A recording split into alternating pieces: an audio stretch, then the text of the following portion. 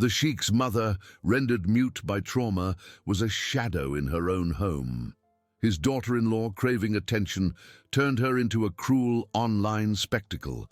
He, disguised as a gardener, watched the horror unfold in real time, his return sealing an unforgiving fate.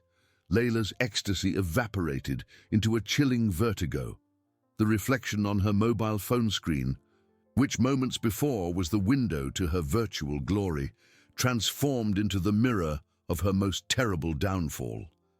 It wasn't just the gardener, with dirt under his nails and a cap disguising his noble features. It was the sheikh. That gaze, cold as the desert night, pierced her through the lens, stripping bare her wicked soul for millions of unseen witnesses. His mother, sitting beside her, remained a statue of fear, but in her tear-filled eyes, Layla swore she saw a faint glimmer of recognition, perhaps even hope. The silence that followed was more deafening than any scream. The comments on the live stream, previously a torrent of laughter and emojis, began to change tone. What was that in the reflection? Isn't that the sheikh? Her face, the bubble of her perfect reality, built on filters and lies, burst. The sheikh, still at the door, did not utter a word. He didn't need to. His mere presence was a sentence, a verdict delivered without a sound. Her mobile phone, once the extension of her power, now weighed in her hand like lead. Layla felt her blood run cold in her veins, her pulse hammering in her ears. Her lips moved, but no sound came out, as if her voice had been ripped from her. She attempted a smile, a gesture of denial, but her face was paralyzed. Her eyes darted between the sheikh and the screen, where her own frightened, almost grotesque image was being broadcast in real time to the world. The terror was real, tangible, and there was no filter to hide it. His mother, in turn, lifted her head slightly, her eyes fixed on her son, and for the first time in months, an emotion other than pure dread crossed her petrified features. A silent tear streamed down, but it wasn't of sadness.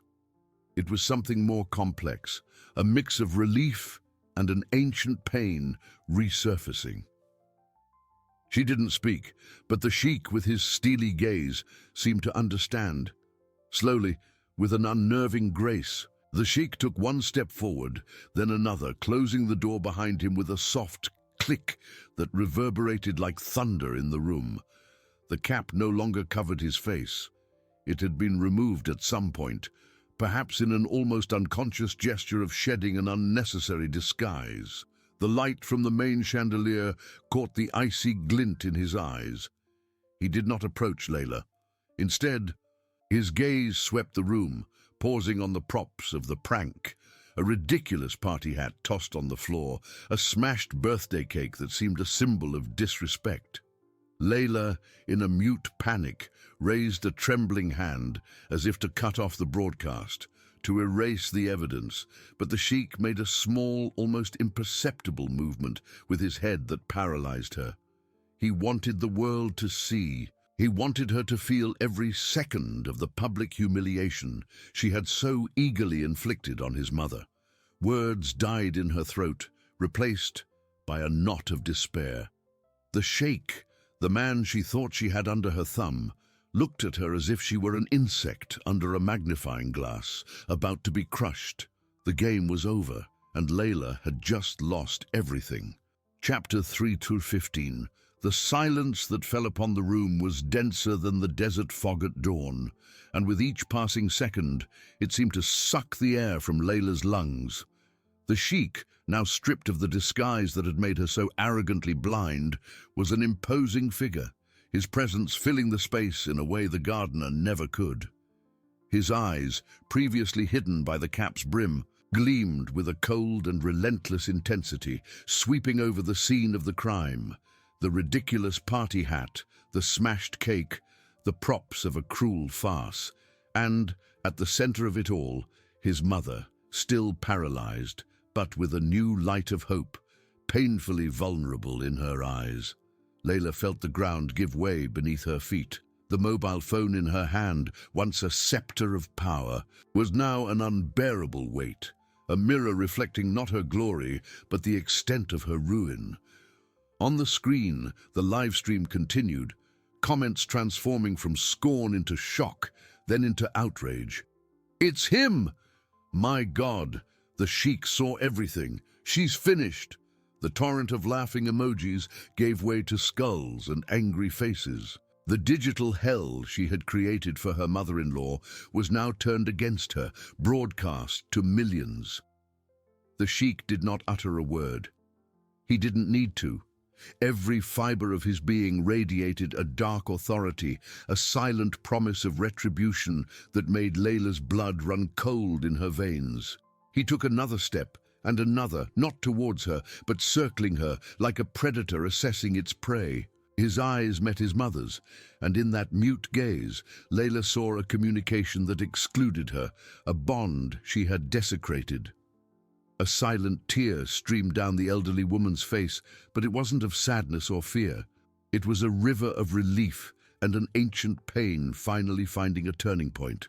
The Sheikh stopped before his mother, and with a gesture as gentle as it was unexpected, he knelt. Without words, he took her hand in his, squeezing it softly. The old woman, in response, raised her tear-filled eyes to her son, a faint, almost imperceptible smile trembling on her lips, previously hardened by trauma.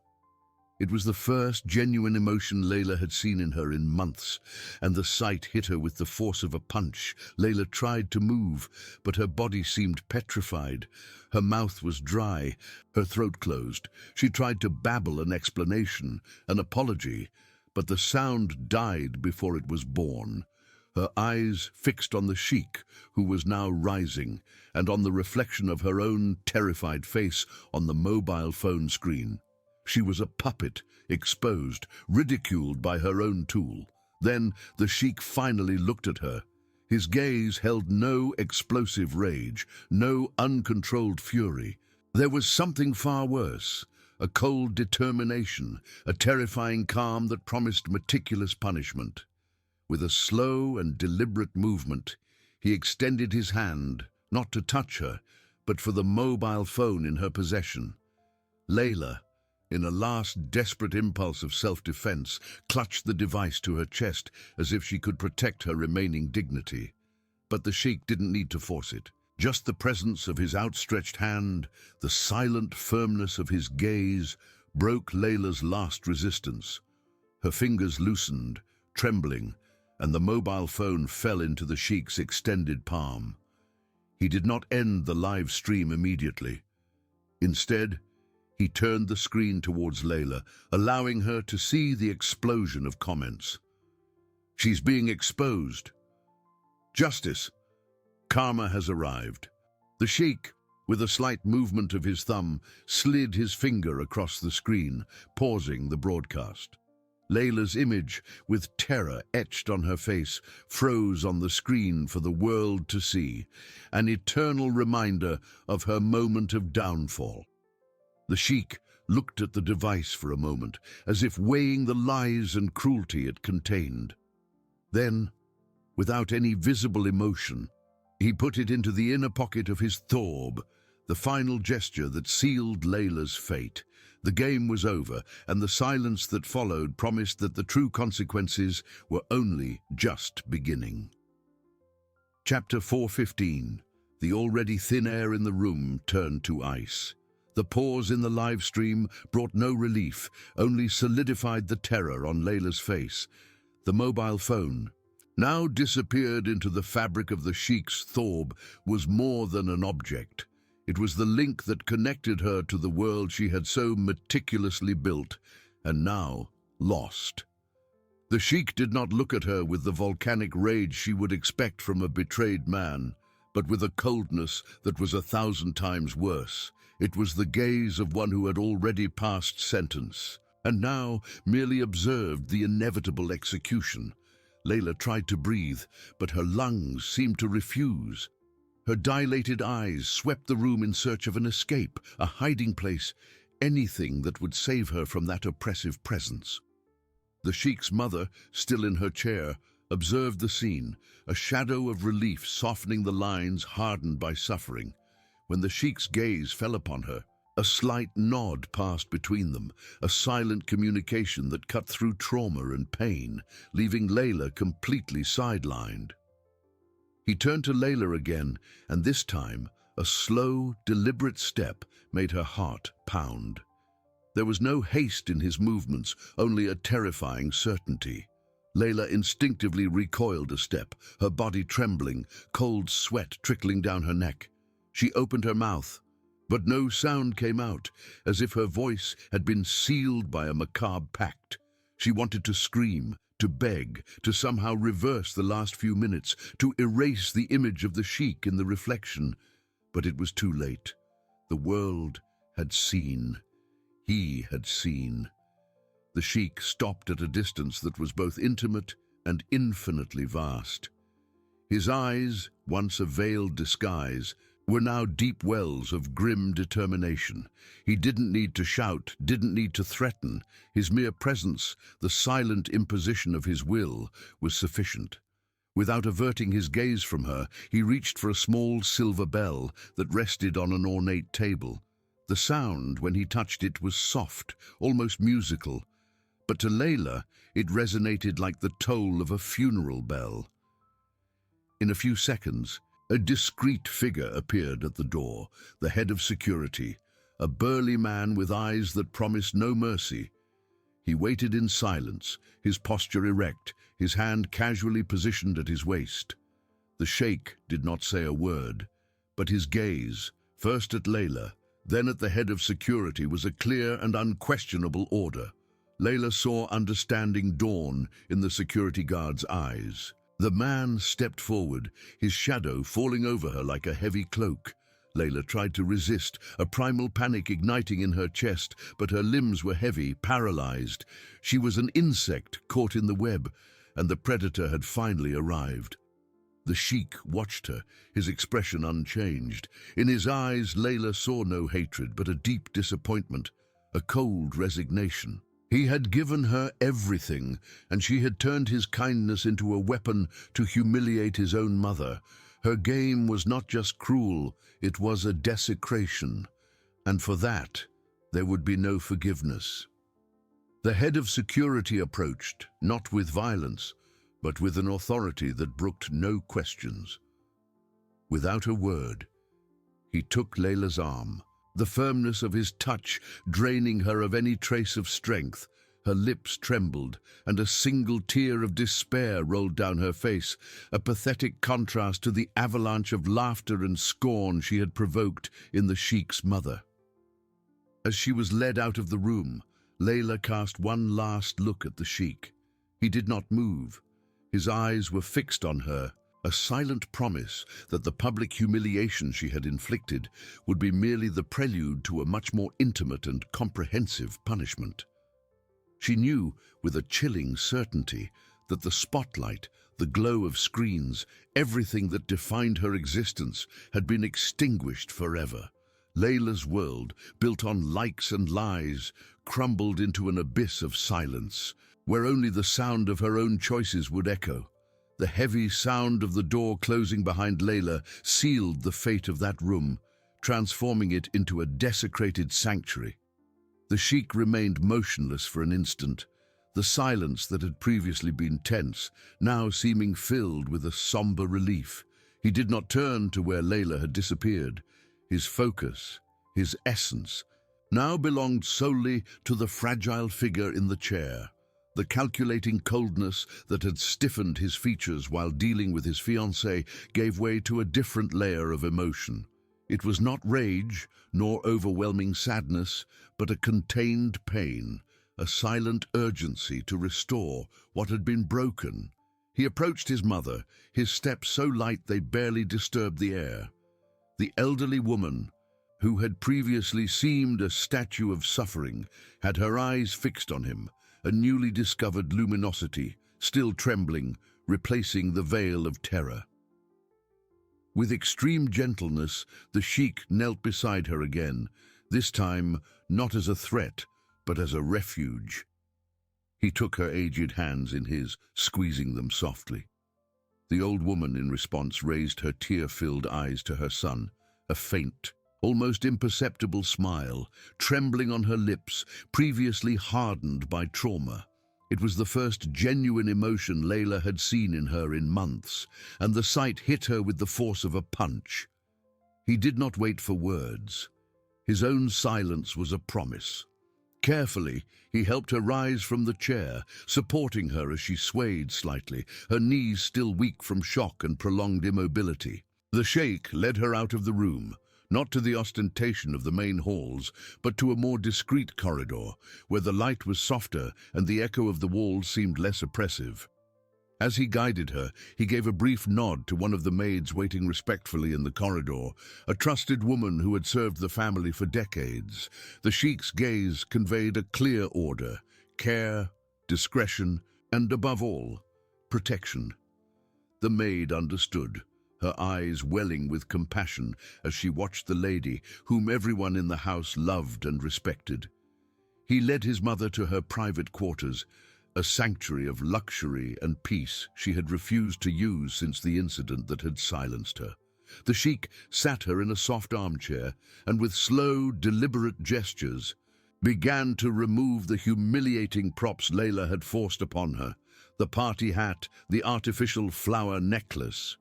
Each piece removed seemed to lift a little of the weight from her shoulders, a little of the imposed shame.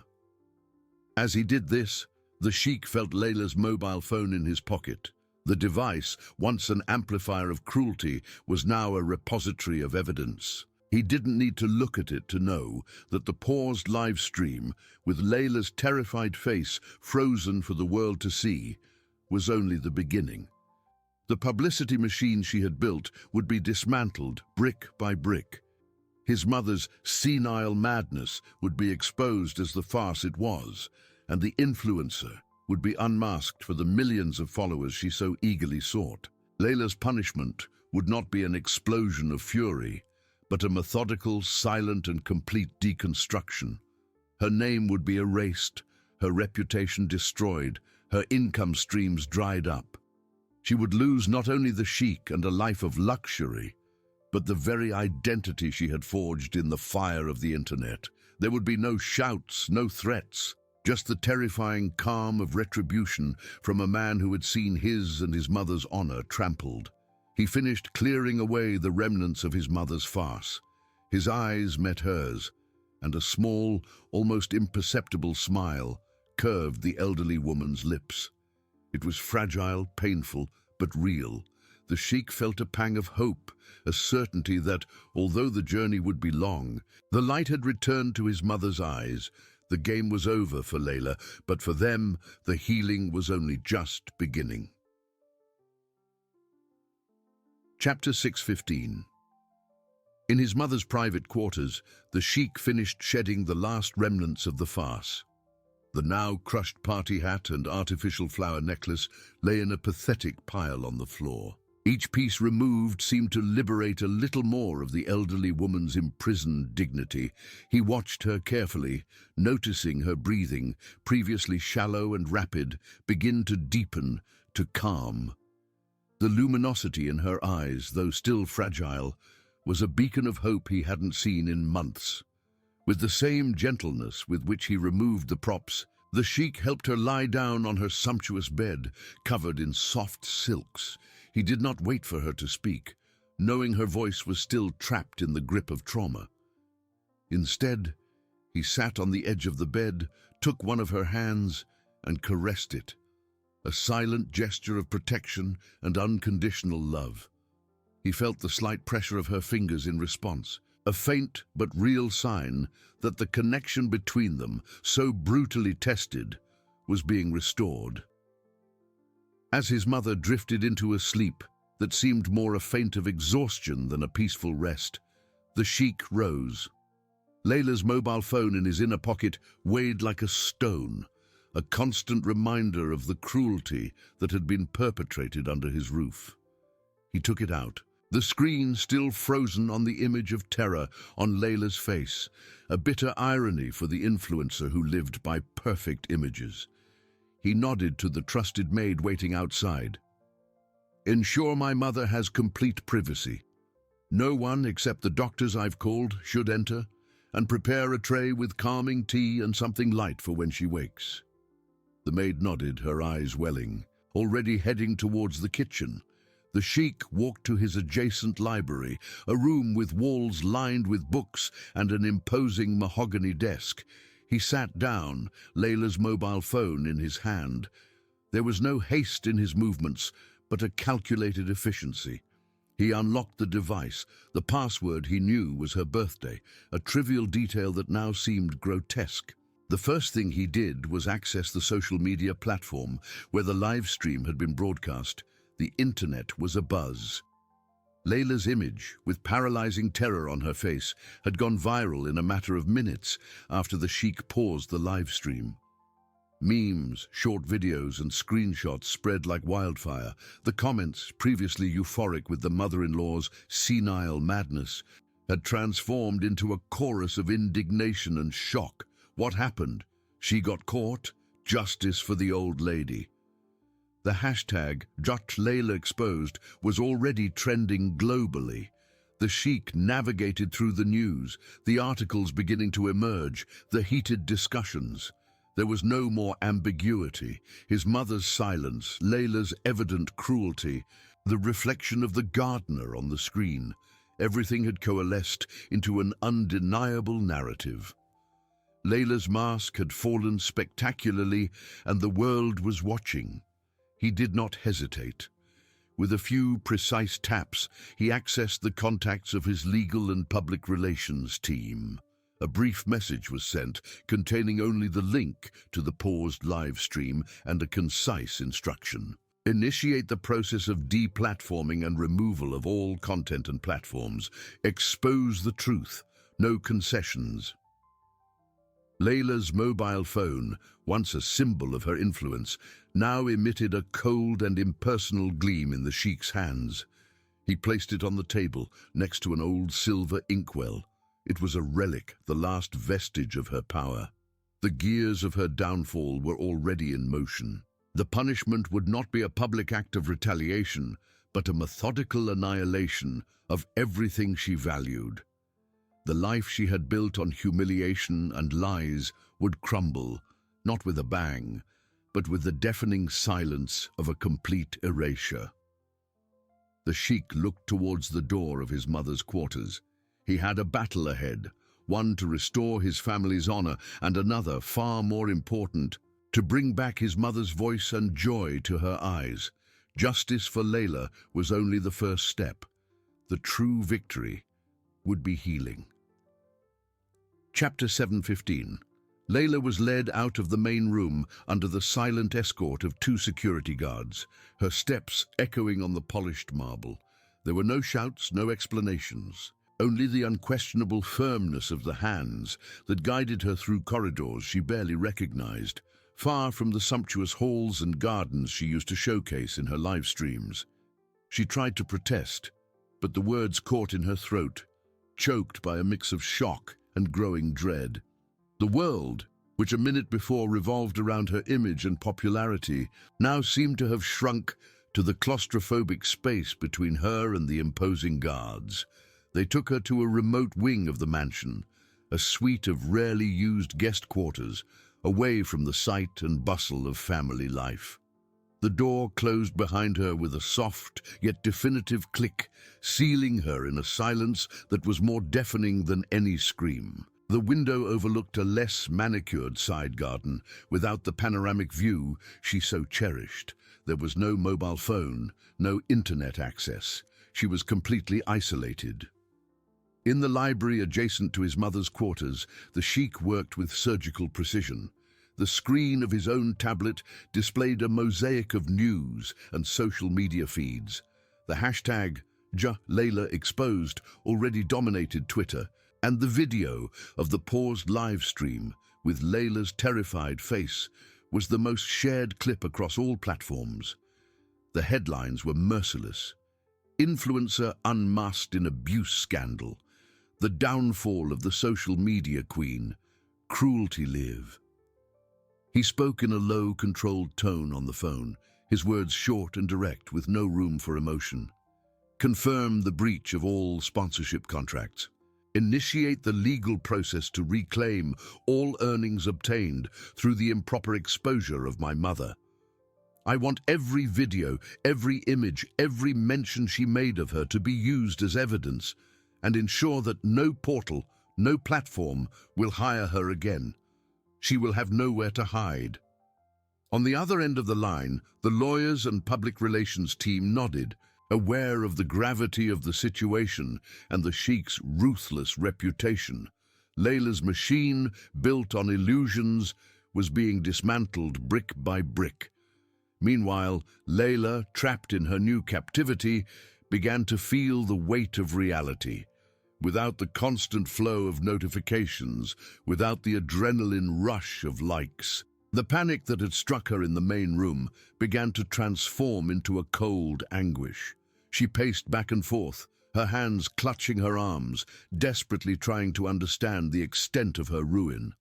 She imagined the reactions, the comments, the avalanche of hatred that must be forming. The Sheikh had taken from her not only her freedom, but the very air she breathed, the world's attention. Back in his mother's quarters, the Sheikh checked on her once more. She was still sleeping, a deep, restorative sleep, perhaps the first in months, not disturbed by fear. The trusted maid had left a cup of warm chamomile tea and some light biscuits on the bedside table. He adjusted the blanket, tucking a strand of silver hair from her face. The stillness of the room was a balm, a stark contrast to the storm he was orchestrating outside. He knew that healing would be a long and delicate process, but seeing the peace on her face, even in sleep, was the fuel he needed. Layla's punishment was not vengeance, it was justice. It was the necessary cleansing so that light could finally return to his mother's life. Layla, in her gilded cage, heard the distant sound of a gate closing, the metallic creak echoing in the oppressive silence. It was the sound of the outside world closing in on her, her life irrevocably sealed. There were no more lights, no cameras, no audiences. All that remained was the emptiness, the echo of her own choices, and the chilling certainty that her reputation, her empire, and her identity had disintegrated into digital dust. The Sheikh didn't need to raise his voice. Layla's ruin was already being broadcast to millions. But this time, she was the protagonist of her own nightmare, and no one was watching to applaud. Silence was Layla's new torture, not the serene silence of meditation she occasionally staged for her live streams, but a dense, heavy silence that hummed in her ears and amplified the echo of her own thoughts. In the first hour, her panic had been a mute scream. Now, it transformed into an insistent whisper, a voice inside her head repeating the merciless headlines, the hateful comments she knew were circulating. She moved through the room like a ghost, her hands fumbling at the walls, her eyes fixed on an invisible point. Her brain, once a hyperactive engine of ideas for content, was now empty, a hard drive forcibly formatted. The absence of her phone was an amputation. She missed the familiar weight in her hand, the blue glow in the darkness, the vibration that announced a new dose of dopamine. It was as if a part of her body had been ripped from her. She found herself reaching for where her phone would normally be, only to find air. Tremors began at her fingertips, climbing up her arms, and soon her entire body shook with uncontrollable anxiety.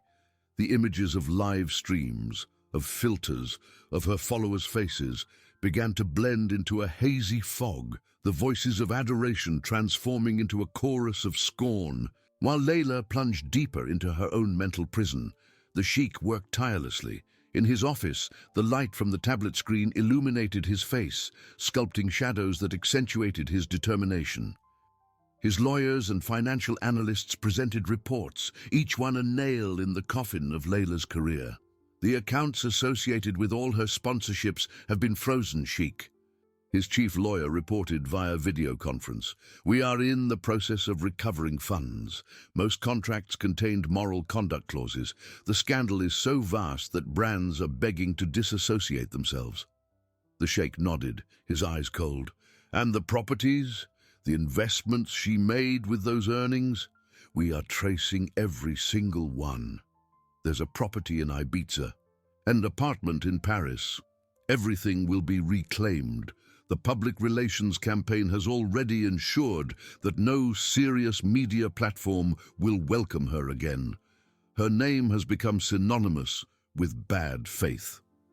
There was no pleasure in the Sheikh, only the cold satisfaction of justice being applied with surgical precision. He didn't want to crush her. He wanted to erase her. In his mother's quarters, the Sheikh felt a warmth, a welcome contrast to the calculated coldness of his external actions.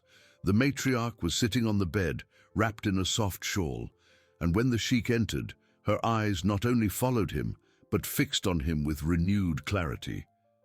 "Son," she whispered again, this time with a little more strength. But she didn't stop there.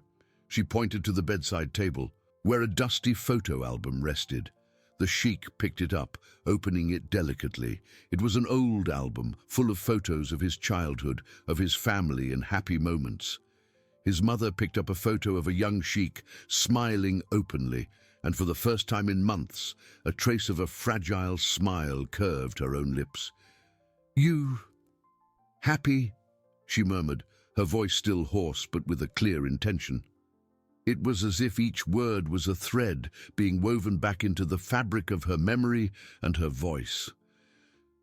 The Sheikh felt a wave of emotion. The healing was not just physical, it was reconnection. He knew it was still a long way, but his mother's progress was the antidote to the bitterness Layla had sown.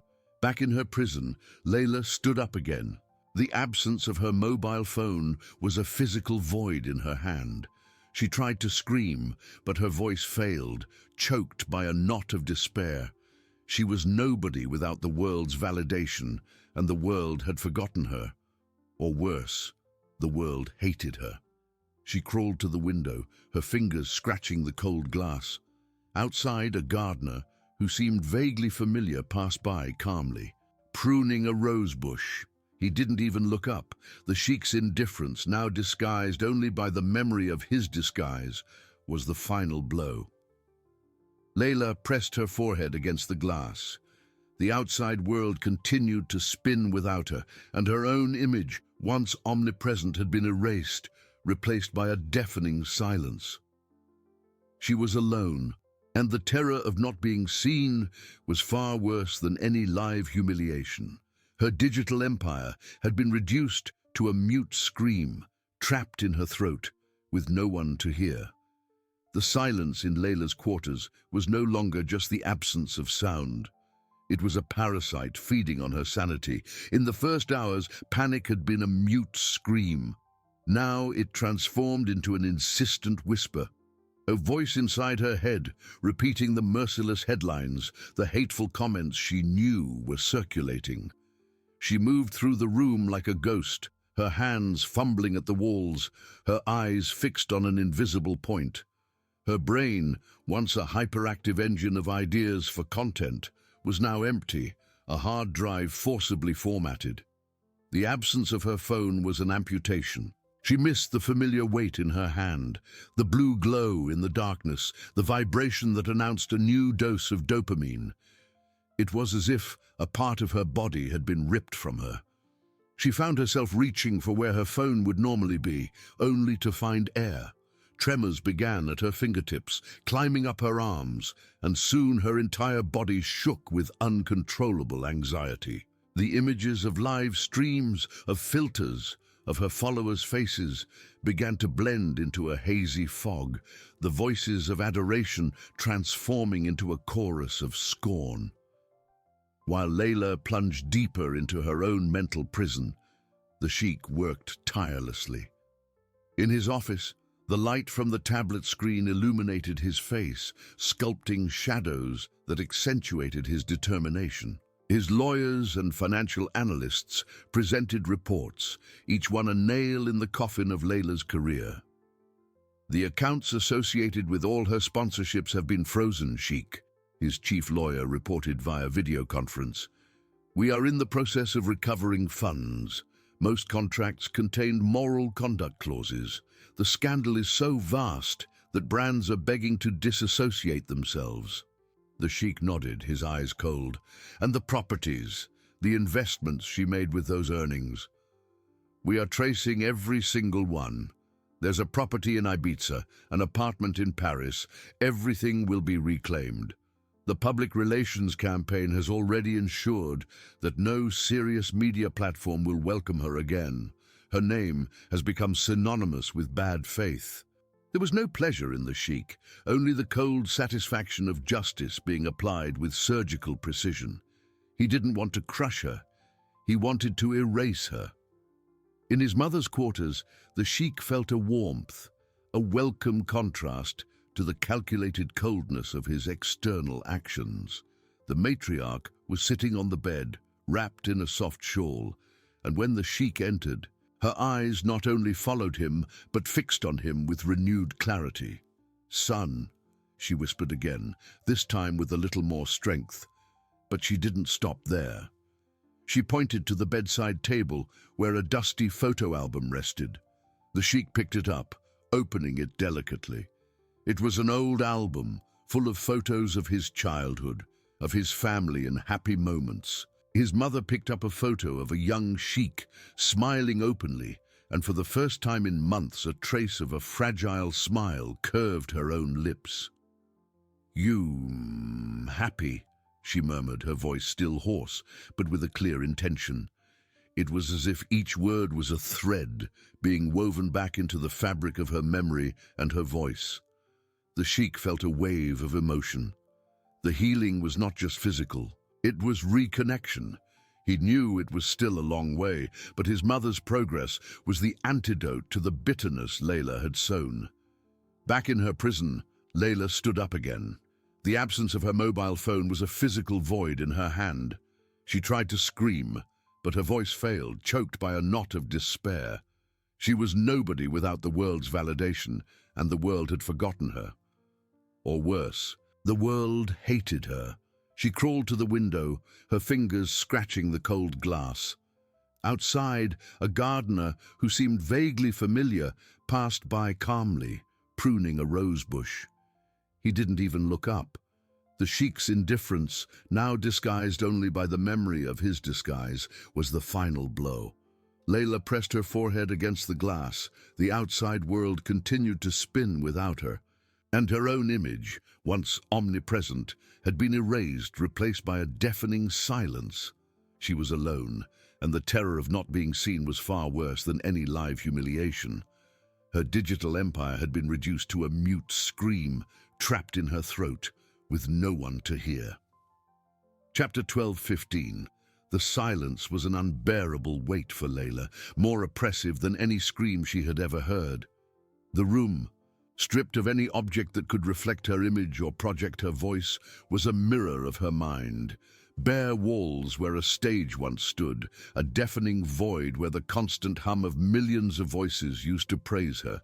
She rose, walked, fell, and rose again, like a puppet whose strings had been cut, but who still struggled to dance for an imaginary audience. The absence of her mobile phone was an open, festering wound.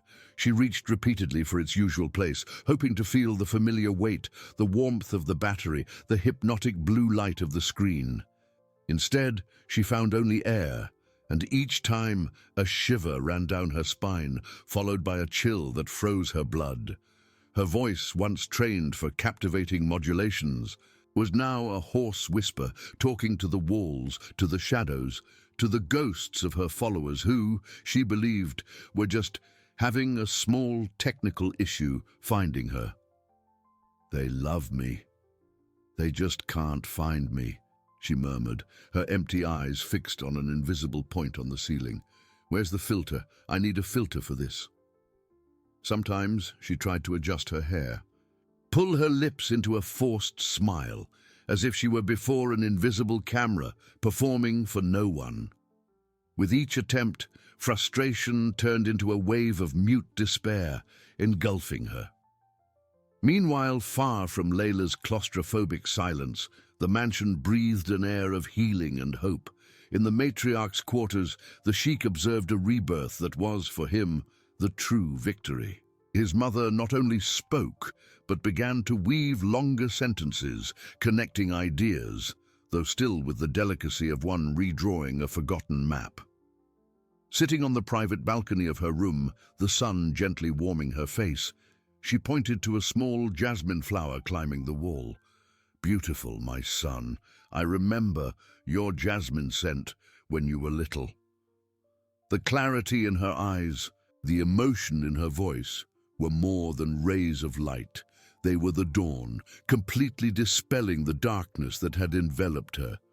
She not only recognized her son, but began to retrieve memories, small treasures lost in the fog of trauma. The sheikh felt a deep gratitude, a relief that warmed his chest in a way that power and wealth never could. His mother's recovery was a slow but constant process, requiring patience and, above all, an environment of peace and security, something Layla could never have provided. In his office, the sheikh received the final reports. The liquidation of Layla's assets was complete. The lawyer summarized, "Sheikh, all her assets have been sold. The funds covered the debts and indemnities, but nothing was left. She is financially at rock bottom, and socially, she's a ghost. No one mentions her or even remembers her name anymore." The sheikh nodded, his eyes fixed on the imposing view of the property, now purified. "And about her?" "She is where she can no longer cause harm," the lawyer replied, his tone neutral but with a note of finality. "The place is safe, discreet. No internet, no cameras, no audience. Only what she feared most, absolute oblivion." There was no triumphant satisfaction in the sheikh, only the grim realization that his justice, or rather, his retribution, was complete. Layla had become what she feared most, a non-entity, a shadow without light, a forgotten whisper in the vast digital ocean she once thought she had conquered. The world, which she once manipulated with a smile and a filter, had now completely erased her. The mansion, free from her toxic presence, finally breathed again. The sheikh, in turn, felt the weight of the past dissipate, replaced by a new and urgent responsibility: to protect the fragile flame of life and memory rekindling in his mother, ensuring that the silence of peace would never again be broken by the cacophony of cruelty. The future, though still uncertain, seemed, for the first time in a long time, tinged with genuine hope. Chapter 13 to 15. Time in the mansion was no longer measured by Layla's live streams, nor by the feverish beats of fear. Now it flowed with the serenity of a river that, after a violent storm, finds its tranquil course. Each day brought a new hue to the palette of the matriarch's recovery. Short phrases turned into conversations, still punctuated by pauses and reflections, but laden with a lucidity the sheikh had not dared to dream of rediscovering. One morning, as the Arabian sun flooded the living room with a golden glow, the sheikh's mother leafed through an album of old photographs. Her fingers, once hesitant, now traced the outlines of the images with an almost forgotten tenderness. She paused at a faded photo, the sheikh, still a boy, smiling shyly beside an imposing Arabian horse. "Remember, my son?" she said, her voice firmer, though with a slight tremor of emotion. "You always loved horses, and jasmine. You always brought them to me." A soft, genuine smile lit up her face. I remember many things now. How you were always good to me." The last words were spoken with a weight of recognition and a veiled sorrow, indicating that the shadows of the past were not entirely erased, but had been pushed to the periphery of memory. The sheikh knelt beside her, taking her hand.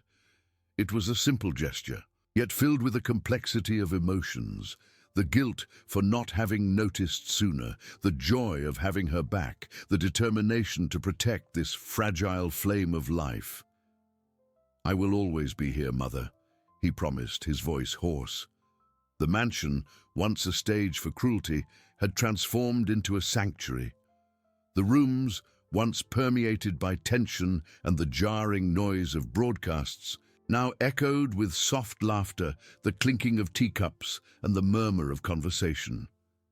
The servants, who had witnessed the descent into hell and the miracle of recovery, moved with a renewed lightness, a discreet smile on their lips. Layla's oppressive presence was a distant memory, a nightmare that had dissipated with the dawn. The sheikh had dedicated every free moment to his mother. They walked through the gardens, where jasmine bloomed in profusion, its scent sweetening the air. He read to her, told stories of his childhood, or simply sat in silence, appreciating the peace that had settled between them. The matriarch's muteness had been broken, not just by speech, but by the emotional reconnection that now strengthened each day. There were moments, of course, when a shadow passed through the matriarch's eyes, a reminiscence of terror. She still avoided certain mirrors, and a camera flash was enough to make her recoil. But the sheikh was there, a pillar of strength and patience, gently guiding her back to the safety of the present. The trauma would not be erased, but it would be embraced, understood, and in time, perhaps, transformed into a scar that told a story of resilience. In his most intimate thoughts, the sheikh rarely allowed himself to think of Layla. When he did, it was not with anger, but with a strange apathy. She had chosen her own destiny of irrelevance, and he had sealed it. Her absence was so complete that it was no longer even an absence. It was a vacuum that the universe had filled with his mother's life and light. The future unfolded, not as a path of vengeance, but of reconstruction. The mansion was no longer a battlefield, but a home. And in the heart of that home, a mother and a son, united by a bond stronger than any cruelty, began to write a new chapter, tinged with hope and the promise of more serene days. Chapter 14-15. Time in the mansion was not merely a tranquil river, it had become an ocean of serenity, whose waves washed away the last edges of trauma. The matriarch was not just speaking, she was living, laughing, expressing herself with the richness and depth that forced silence had stolen. Her eyes, once vacant, now shone with the wisdom of experience and the renewed joy of being present. One afternoon she was in the garden. Something that had previously seemed impossible. She was not just observing the flowers, but with a delicate scarf over her head to shield her from the sun, she leaned in to smell the jasmine, her agile fingers caressing the petals. The sheikh watched from afar, his heart overflowing. His mother was no longer a shadow. She was the vibrant woman he had always known, but with a newfound resilience. She turned, sensing his presence. "Come, my son," she called, her voice clear and melodious, without the slightest trace of the hoarse whisper from before. "The jasmine is so fragrant today. I remember when you used to bring me bunches of them, hidden in your small hands after playing. You always knew how to make me smile." The sheikh approached, kneeling beside her, as he had done so many times in recent months, but this time without the weight of anguish. "I just wanted to see you happy, mother," he replied, taking her hand. "And you are." A genuine smile lit up her face. "Yes, my son, I am, and I owe it to you. You brought me back from the abyss. I don't remember everything clearly, but I know it was terrible, and I know you were there." She squeezed his hand tightly. "My heart is light now, light as a feather." The mansion, once the stage for a macabre performance, had transformed into a sanctuary of peace and healing. The servants' laughter was genuine, the halls echoed with soft music, and the sunlight seemed to enter brighter, as if the building itself had been purified. Layla's absence was no longer a heavy absence, but a vacuum filled by life, light, and love. No one in the mansion even mentioned her name. She had become a non-event, a forgotten footnote in a story that, for them, had already moved on. The sheikh, in his moments of solitude, reflected on the journey. There was no longer a thirst for vengeance, only a deep gratitude. He had rescued his mother, and in doing so had rescued himself and the essence of his home. Material wealth seemed insignificant compared to the emotional richness he now possessed. His life had found a new purpose, not in maintaining an empire, but in protecting and celebrating family ties. At night, as the moon silvered the jasmine gardens, the sheikh sat on his mother's balcony, watching her sleep serenely. She was at peace, and that was all that mattered. The shadows of the past had not completely disappeared, he knew, but they had been relegated to a distant corner of memory, unable to disturb the present. The future was no longer a threat, but a promise, painted with the soft hues of hope and continuity. The mansion was, finally, whole again, and the sheikh was ready for what came next, with his mother by his side, a pillar of strength and love. Chapter 15:15. Time in the mansion was no longer merely an ocean of serenity. It had become a flourishing garden, where each day brought new colors and perfumes to the matriarch's life. She had not only recovered, she had blossomed anew with a vitality that surprised everyone, including herself. Her days were filled with the simple and profound joys that Layla's cruelty had tried to eradicate. One morning, the matriarch was sitting on the balcony, no longer in apprehensive silence, but engrossed in a lively conversation with one of her old companions. The sun kissed her face, and her agile fingers embroidered an intricate pattern on a fabric. A passion she had rediscovered. Her laughter, once a distant echo, now filled the air with the melody of a soul at peace. The sheikh watched from afar, from the shadow of an arch covered in bougainvillea. There was no longer the urgency of vigilance, only sweet contemplation. His mother was not just the fragile figure he had rescued, she was the woman of wisdom and grace he had always revered. Now, with an aura of unwavering resilience, she turned, sensing his gaze, and a warm smile lit up her face. "Come, my son," she called, her voice clear and strong. "I'm telling Amina about the ancient legends of the desert. Do you remember them?" The sheikh approached, sitting at her feet as he had in childhood. "I remember them all, mother, and how you told them, with the magic of 1,001 nights." She rested her hand on his hair, a gesture of affection he had feared he would never feel again. "Life is like these legends, my son, full of trials and tribulations, but in the end, truth and love always prevail. I no longer allow the shadows of the past to reach me. They are merely a reminder of the strength I found." The mansion, once a stage for shame and terror, had transformed into a beacon of hope and renewal. The rooms, previously choked by tension, now breathed with the lightness of a truly happy home. The servants, who had witnessed the darkness, now moved with genuine smiles, happy to serve a matriarch who had returned to her fullness. Layla was a memory as distant as a bad dream, her image faded and powerless. No one in the mansion dared to utter her name, not out of fear, but out of irrelevance.